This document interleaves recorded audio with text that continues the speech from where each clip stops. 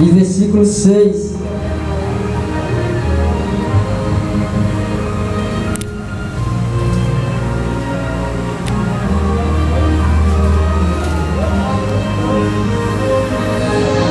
Graças a Deus.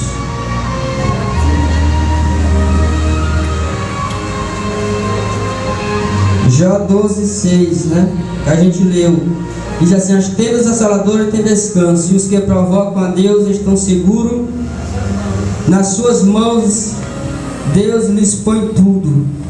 Queridos irmãos, nós sabemos que em momento algum da nossa vida, nós ou nenhum ser humano deve provocar a Deus, porque Deus, Ele não aceita a provocação.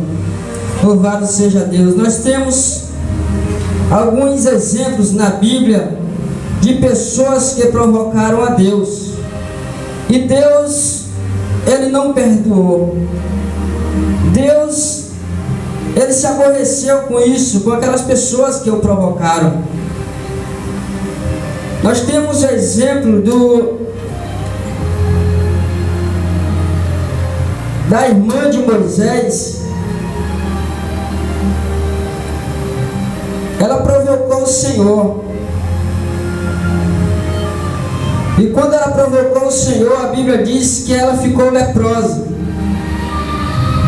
E ela teve que morar fora da cidade, porque naquela época era dessa forma. Quando as pessoas adoeciam, que tinham uma doença, aquelas pessoas eram totalmente desprezadas, e eles iam morar num lugar isolado. Também o irmão de Moisés, o sumo sacerdote, ele provocou a Deus, e Deus não permitiu que ele entrasse na terra prometida.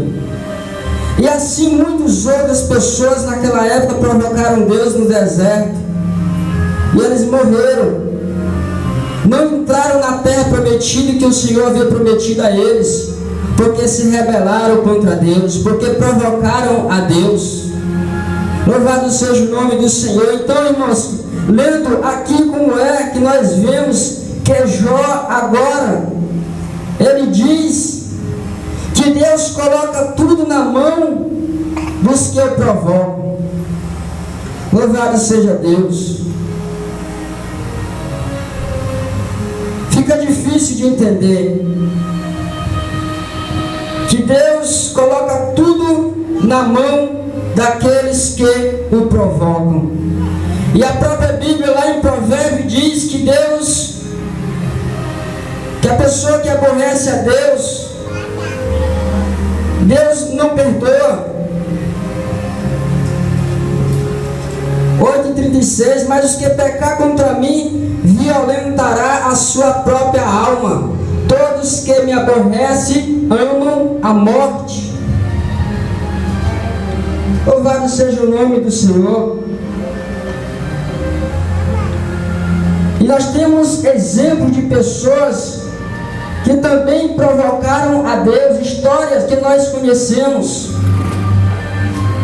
Temos aquele homem que foi eleito à presidência da República, Tancredo Neves, um homem que disse que nem Deus tiraria ele da cadeira da presidência. Veja só, uma grande provocação ao Senhor. E nós sabemos bem da história que aconteceu. Ele foi eleito, é verdade, mas não assentou-se na cadeira da presidência da República. Sabemos também a história daquele homem muito famoso, John Lennon. O irmão Edivaldo mesmo já falou várias vezes aqui. Um homem que abriu a boca e disse que seria maior do que o Jesus dos crentes.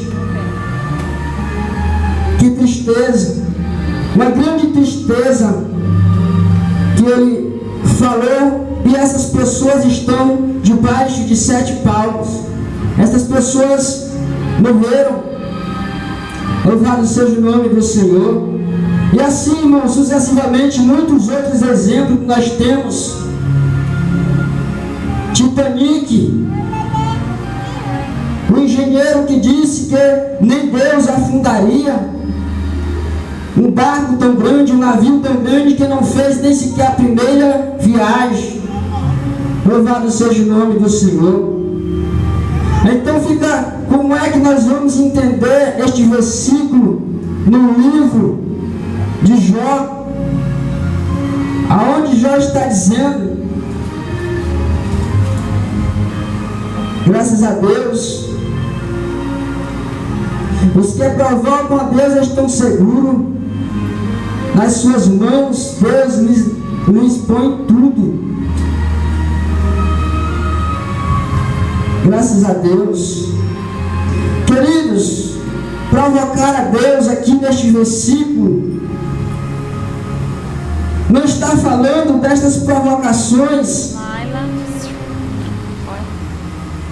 como essas pessoas provocaram o Senhor, porque todos que se rebelam contra Deus, que provocam a Deus da maneira como essas pessoas provocaram o Senhor, jamais o Senhor vai aceitar a provocação deste tipo. Mas esta provocação está falando que eu, que você devemos provocar a Deus, devemos provocar, irmãos, a Deus. É que nós devemos usar a nossa fé para assim provocar o milagre de Deus em nossas vidas. Eu não sei o que você está precisando na sua vida, mas aqui está dizendo que você deve provocar. Se você deseja uma cura na sua vida, você precisa provocar esta cura na sua vida através da sua fé. Você precisa provocar a Deus, para que Deus lhe entregue aquilo que você precisa, aquilo que você quer.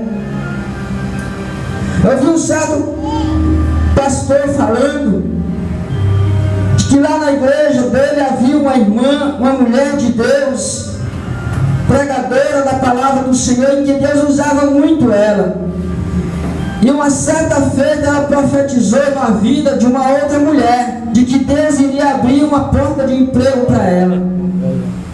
E o tempo passou e este emprego nunca veio. Louvado seja Deus. Aí ela chegou para o pastor da igreja e disse: pastor, o que você acha da irmã? É uma mulher de Deus. Ele disse: irmã, imagine aí uma mulher de Deus. Ela disse: imaginei. Disse: agora multiplique por 1000. É a irmã fulana de tal. Ela é uma mulher de Deus. Ele disse: mas pastor, essa irmã profetizou na minha vida de que iria se abrir uma porta de